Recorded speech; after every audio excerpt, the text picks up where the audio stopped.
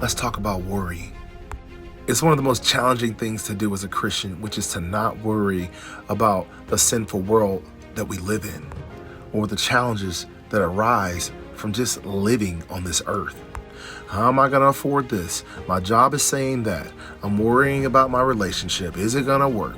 The house that I put the offer in, I haven't heard back from them. The doctor says that I got this lump on my chest. Is it cancer? And on and on and on.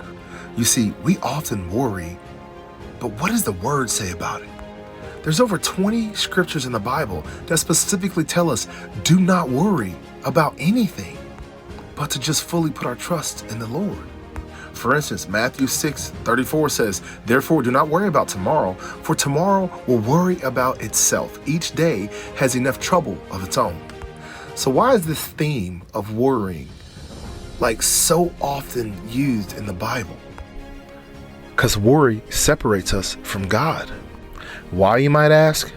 Because when one's thoughts and actions are consumed with worry, it shows a direct lack of trust in God's sovereignty and provision. So for me, when I started to look at worrying almost like a sin, I'm telling you, my life started to change. But I have a solution. God designed us in his own image. And I bet there's something you didn't really know about your brain, but let me share it with you.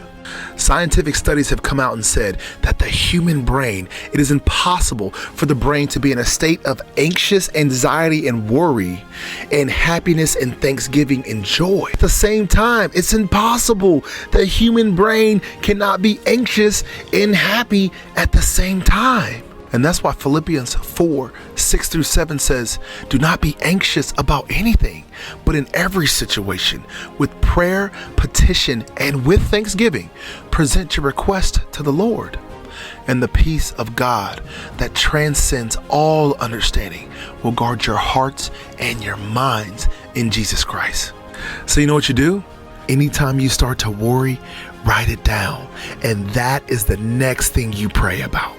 But what's very important is that Thanksgiving part. Don't miss it. So fall before the Lord and say, Lord, I am so thankful that you woke me today. I'm so thankful that you provided this job for me, that you provided this spouse or whatever the thing is that you're worried about. You might say, I'm not really thankful because the guy actually left me or the results said that I have cancer. And that's when you tell God, thank you for saving me from a relationship that you saw something in that I may not see right now. And God, thank you for those results that say I have cancer so you can work a miracle. So Father, no matter what any medical report says or any financial report or any relationship situation, God, I trust you.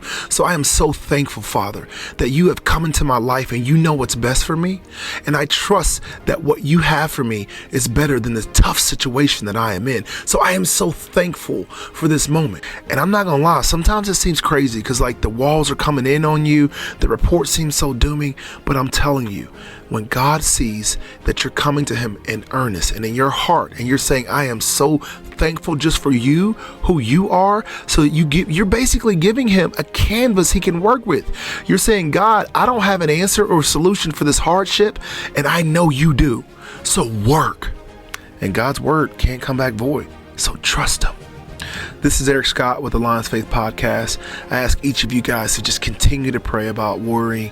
It is so hard to in this world that we live in, but God has an answer. This is Eric Scott. I love you guys. Double tap that screen, like, share, and follow, repost, do all those things because it truly helps this content reach more people. Let's get out there and save some lives. I love you guys. Thank you.